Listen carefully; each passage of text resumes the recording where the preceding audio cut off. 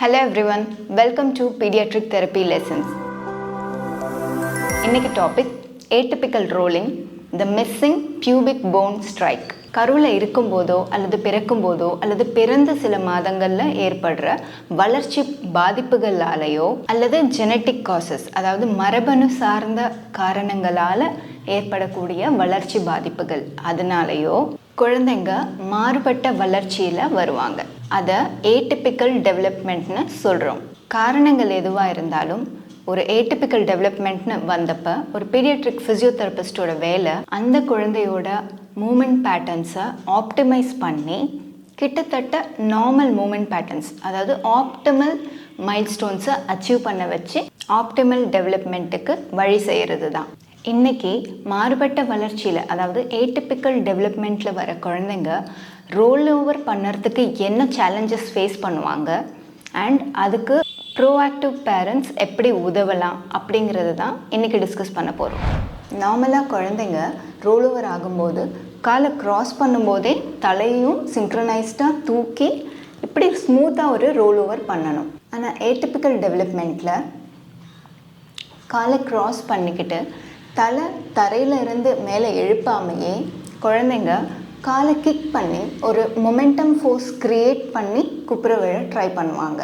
So அந்த synchronisation இல்லாததுனால அவங்களோட ரோலிங் ஓவர் ரொம்ப அப்ரப்டாக ஃபோர்ஸ்ஃபுல்லாக இருக்கும்.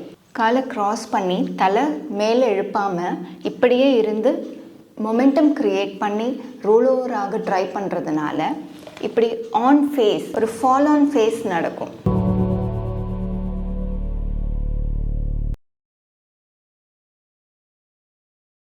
இது ஏடிபிக்கல் ரோலிங்.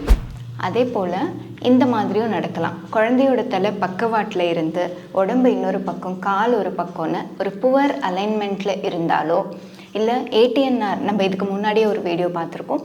அந்த ஏடிஎன்ஆர்னு சொல்லக்கூடிய டாமினண்ட்டாக அந்த ப்ரிமிட்டிவ் ரிஃப்ளெக்ஸ் இருந்தாலோ அப்போது அந்த குழந்தையால் ஸ்மூத்தாக ரோல் ஓவர் ஆக முடியாது. ட்ரை பண்ணிகிட்டே இருப்பாங்க, ஆனால் அவங்களால ரோல் ஓவர் பண்ண முடியாமல் போயிடும். மூன்றாவதாக எக்ஸசிவ் ஆர்ச்சிங். நம்ம எக்ஸ்க்ளூசிவாக பேக் ஆர்ச்சிங்க்குன்னு ஒரு வீடியோ போட்டிருக்கோம். இந்த கண்டிஷன்லேயும் ரோலிங் ஓவர் ரொம்ப கஷ்டமாக இருக்கும். அப்போது அவங்களுடைய நெக் அண்ட் ஸ்பைன் வந்து எக்ஸசிவாக பின்பக்கமாக இப்படி வளைஞ்சிட்டு இருக்கும்.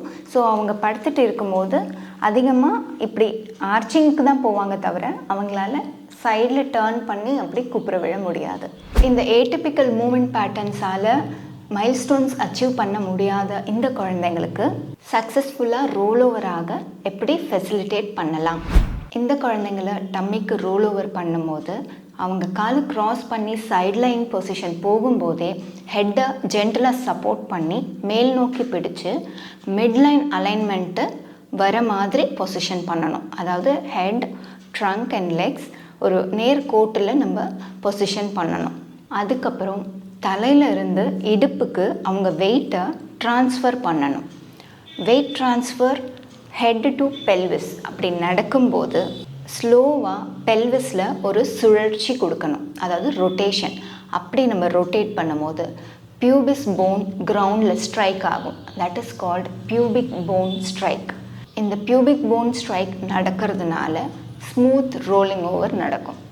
ஸோ கன்சைஸாக சொல்லணும்னா ஹெட் அண்ட் பெல்விஸ் அலைன் ஆகி ஹெட்லேருந்து பெல்விஸ்க்கு அதாவது இடுப்புக்கு வெயிட் ஷிஃப்ட் நடந்து பெல்விஸ் ரொட்டேட் ஆகி பியூபிக் போன் ஸ்ட்ரைக் நடக்கும்போது ஒரு ஸ்மூத் ஃப்ளூவிட் ரோலிங் ஓவர் நடக்கும். இந்த பதிவு உபயோகமாக இருந்திருக்கும்னு நினைக்கிறேன். யாருக்கு பயன்படும்னு நினைக்கிறீங்களோ அவங்களுக்கு இந்த பதிவை ஷேர் பண்ணுங்கள். தேங்க்யூ.